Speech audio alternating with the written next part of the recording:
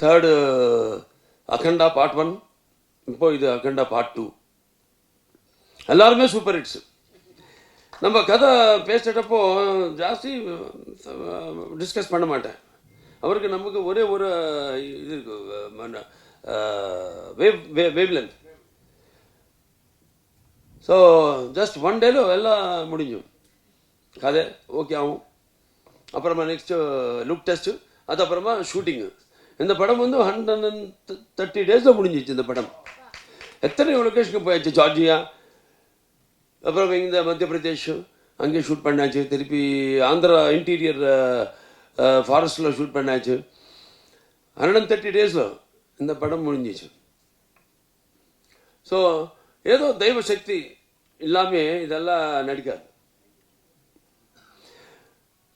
அப்படியே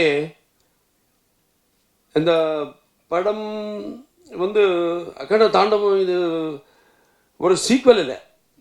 director side சொல்ல மாதிரி இது ஒரு சீக்வல் இல்லை. இது ஒரு நம்ம ஹிந்து சனாதன தர்மத்தை, இந்த படம் நம்ம கலாச்சாரத்தை இந்த உலகத்தில் அறிவிக்கப்படும் ஒரு யாகம் இந்த அகண்ட தாண்டவம். நம்ம சக்தியை தூண்டும் ஒரு தாண்டவம்.